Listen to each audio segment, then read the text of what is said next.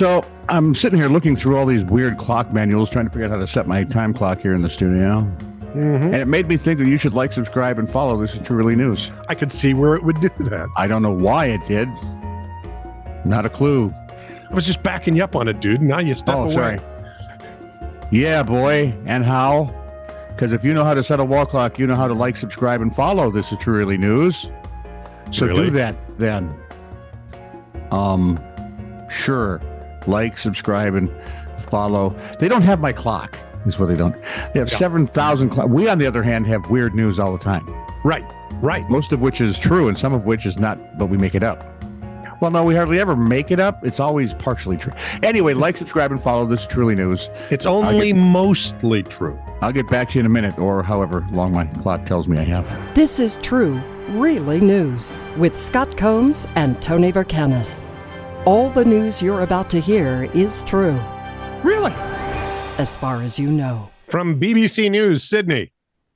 5-year-old Bo Blake was enjoying a swim at home when a 3-meter-long or 10-foot python attacked him. Hey. Jumped in the pool. Okay. Slithered into the pool, because I can't imagine a 10-foot python jumping anywhere. Yeah. No. It wrapped itself around the little nipper's leg and dragged him under. Yeah. Pair were pulled from the pool by Bo's grandfather, and the boy was pried free by Dad Ben. Bo is in good spirits and escaped with only minor injuries. His dad says, once we cleaned up the blood and told him he wasn't going to die because it wasn't a poisonous snake, he was pretty good, actually. He's an absolute trooper. Ben says he's going to monitor the bite wounds for signs of infection. Ben then held onto the python for about 10 minutes as he calmed his children and father. Seems to me if you put the python down or, off it or something, it's easier to calm them. Before releasing the snake back into the vegetation. He went back to the scene of the crime, the naughty thing. Ben told the radio station pythons were, in fact, a fact of life in the area. They're about 8 hours north of Sydney. He said, look, it is Australia.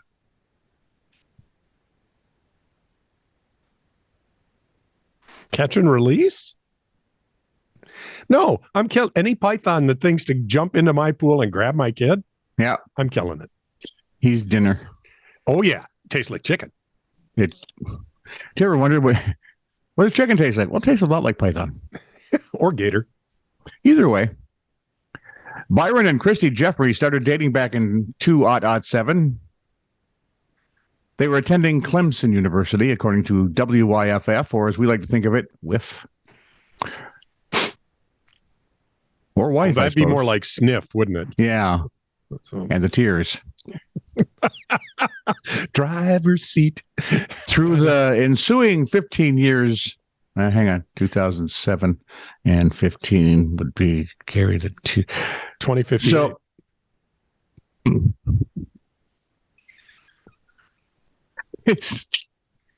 they stayed together as they lost their parents, attended grad school, and moved on for jobs. Yeah. So when they were married last October in South Carolina, Christy couldn't help but throw a little shade. As she opened a piece of paper with her vows on it, she blew off a layer of dust.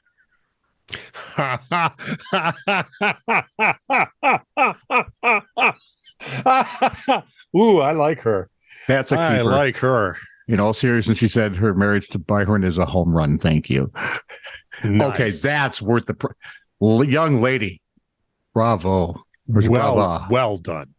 Yes. Here's one. You don't mess around with Harry. I never did, because Harry was just not one to be messed with. This story reminds me of Jack Reacher. If you've not seen, it's a Netflix series? No, it's a Prime series. A Prime series. If you haven't seen the Prime series, Reacher, it's worth your time. Oh, yeah. I've watched it twice 17 times already. I mean, twice. So, guy says, I once had a client who was literally the strongest man I've ever seen. Harry was well built, about 6'4", And So even it's though not he Harry was, Potter then. no, even though he was large to begin with, his sheer strength to size ratio was off the charts. So we're thinking Hulk level. Mm-hmm. One day we're driving in the car together, and a guy in a Mercedes cut Harry off in traffic. Uh-oh. Harry expressed his displeasure I'll bet. by honking his horn. Fair enough. Mercedes guy flipped him off and pulled over. I can see a problem here. I guess he was looking for a fight. Yeah. He got out. Harry got out. Guy was about 6 feet tall and pudgy, but not small. Yep. However, once Mercedes guy saw Harry, he hurriedly returned to his car. He forgot one thing, however. That would be. Sunroof was open. So does a man fit through a sunroof? Yes, he does. Twice. Okay. I'll bet. Harry, usually a fairly reasonable guy, was beyond pissed off. He went up to the guy's car, pulled him through the sunroof, Yeah. put him on the street, Yeah. turned him upside down, Yeah. and stuffed him back in his car once again through the sunroof. I've never seen anything like it before or since. You right? The problem with road rage, Yep. you're never really quite sure who you're pissing off till it's too late. And then, It's too late. Yeah. Hence, police in Wilkinsburg, Pennsylvania, were able to rather easily identify a carjacker who followed a woman off a bus at a park and ride, according to WTAE.